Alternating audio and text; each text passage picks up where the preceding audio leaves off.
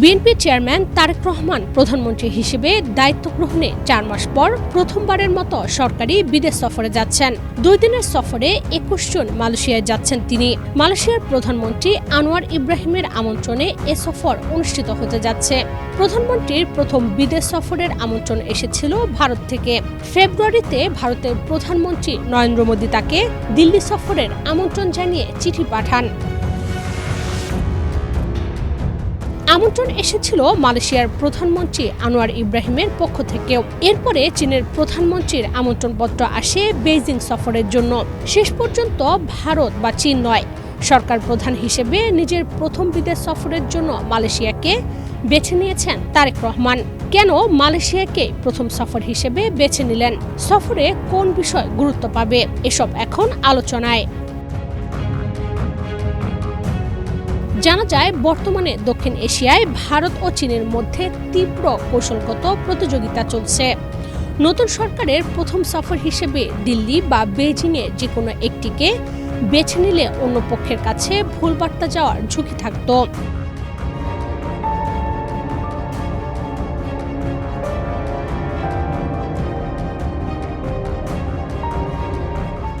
প্রথম সফরে একটি তৃতীয় রাষ্ট্র তথা নিরপেক্ষ বন্ধু রাষ্ট্রকে বেছে নেওয়া হয়েছে।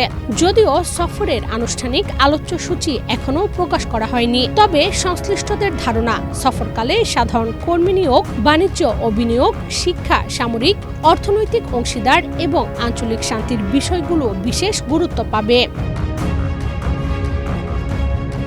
বাংলাদেশে আশ্রয়ে থাকা আসিয়ান সদস্য দেশ মিয়ানমারের নির্যাতিত নাগরিক বাস্তুচ্যুত রোহিঙ্গাদের শান্তিপূর্ণ প্রত্যাবাসন, বাংলাদেশে বিনিয়োগ এবং বন্ধ থাকা সাধারণ কর্মী নিয়োগ পুনরায় শুরু করা খুবই গুরুত্বপূর্ণ।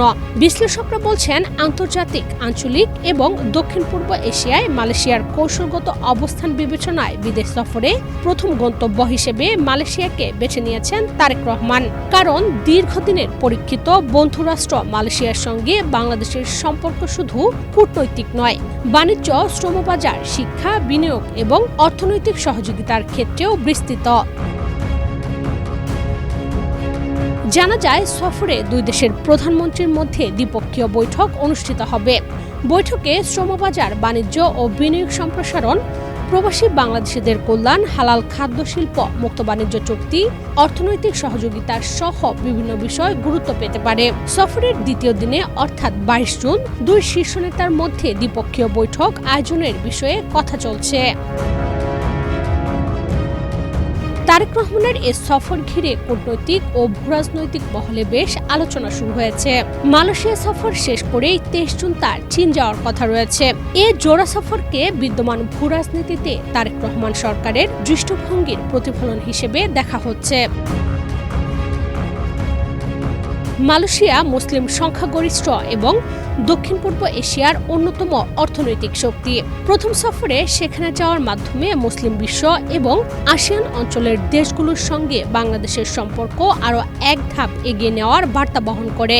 মালয়েশিয়ার শ্রমবাজারের জট খুললে বিপুল সংখ্যক বাংলাদেশি কর্মীর কর্মসংস্থান হবে, যা দেশের রেমিটেন্স প্রবাহ বাড়িয়ে বর্তমান অর্থনৈতিক পরিস্থিতি স্থিতিশীল করতে বড় ভূমিকা রাখবে।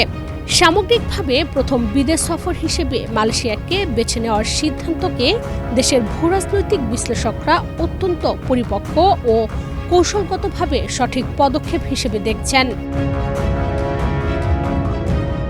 সফরে সরকারের উচ্চ পর্যায়ের একটি প্রতিনিধি দল প্রধানমন্ত্রীর সঙ্গী হবেন, যার মধ্যে পররাষ্ট্রমন্ত্রী ও জাতিসংঘ সাধারণ পরিষদের ৮১তম অধিবেশনের সভাপতি ড খলিলুর রহমান, প্রতিমন্ত্রী শামা ওবায়েদ, প্রধানমন্ত্রীর পররাষ্ট্র বিষয়ক উপদেষ্টা হুমায়ুন কবির, উপদেষ্টা মাহাদি আমিন থাকবেন বলে জানা গেছে।